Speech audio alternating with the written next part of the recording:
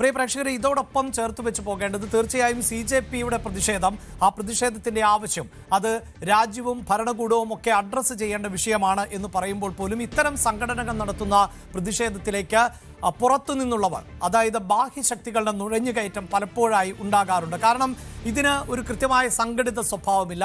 വിദ്യാർത്ഥികൾ അവിടേക്ക് പ്രതിഷേധവുമായി എത്തുന്നു. CJP എന്നത് ഈ അടുത്ത കാലത്ത് മാത്രം രൂപപ്പെട്ടിട്ടുള്ള ഒരു സംവിധാനമാണ് എന്ന് നമുക്കറിയാം. സോഷ്യൽ മീഡിയകളിലൂടെയാണ് പ്രധാനമായും ഈ CJPക്ക് പ്രചാരം ലഭിച്ചിട്ടുള്ളത്. അതിന് കൃത്യമായ ഒരു സംഘടനാ സംവിധാനമില്ല. ആ സംഘടനാ സംവിധാനത്തിൽ നിന്നുകൊണ്ട് ആളുകളെ എത്തിക്കുക, പ്രതിഷേധം രൂപപ്പെടുത്തുക എന്നതല്ല ഇപ്പോൾ നടക്കുന്നത്.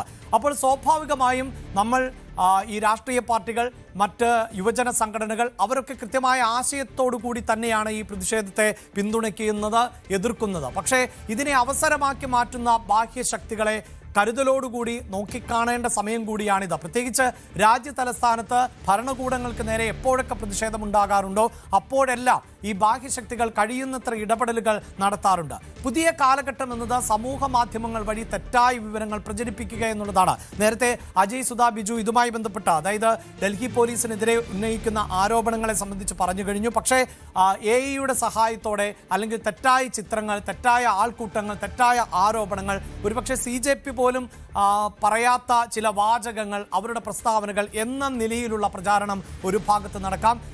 ഡൽഹി പോലീസിൻ്റേതല്ലാത്ത തരത്തിലുള്ള പ്രതിരോധങ്ങൾ എന്ന നിലയിൽ ഡൽഹി പോലീസിൻ്റേത് എന്ന തരത്തിലുള്ള തെറ്റായ പ്രചാരണങ്ങളൊക്കെ നടക്കാം.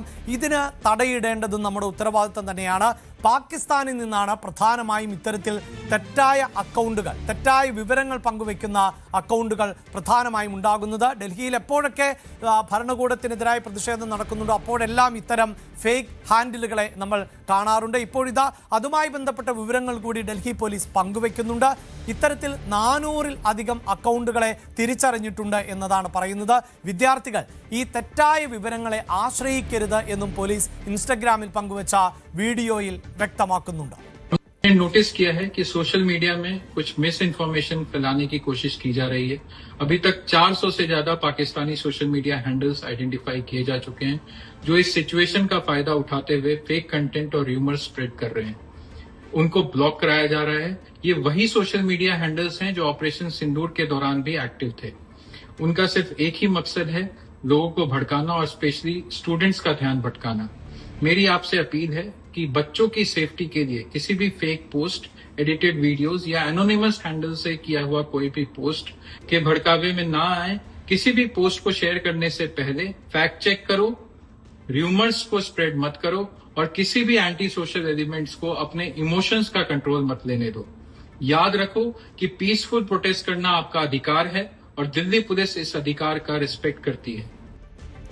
യെസ്, ലോകത്തിലെ ഏറ്റവും വലിയ ജനാധിപത്യ രാജ്യമാണ് നമ്മുടേത്. അതുകൊണ്ട് തന്നെ പ്രതിഷേധിക്കാൻ ഉള്ളത് നമ്മുടേതായ മൗലിക അവകാശമാണ്. അത്തരം വിയോജിപ്പുകൾ, എതിർപ്പുകൾ, ഭരണകൂടത്തിനെതിരായ സ്വരമൊക്കെ ഉയർന്നു വരിക തന്നെ വേണം. പക്ഷേ അപ്പോഴും ഈ സൂചിപ്പിക്കുന്ന പോലെ തന്നെ തെറ്റായ പ്രചാരണങ്ങളിൽ നിന്ന് ഒഴിഞ്ഞു നിൽക്കുകയും വേണം. ഒരുപക്ഷെ കേരളത്തിൽ മലയാളികളായിട്ടുള്ള നിരവധി ആളുകൾ പോലും ഇത്തരത്തിൽ ഡൽഹി പോലീസ് വിദ്യാർത്ഥിനിയെ തല്ലിച്ചതച്ചു കൊന്നു എന്ന നിലയിലൊക്കെയുള്ള പ്രചാരണങ്ങൾ, ദൃശ്യങ്ങൾ സഹിതം, അതല്ല എങ്കിൽ പിക്ചറുകൾ സഹിതമൊക്കെയാണ് ഇത്തരം ഫേക്കായ വിവരങ്ങൾ പമ്പ് ചെയ്യപ്പെടുന്നത്. അത് പലരും പങ്കുവെക്കുകയും ഷെയർ ചെയ്യുകയും പല ഗ്രൂപ്പുകളിൽ പ്രചരിപ്പിക്കുകയും ഒക്കെ ചെയ്യുന്നു എന്നതാണ് വസ്തുത.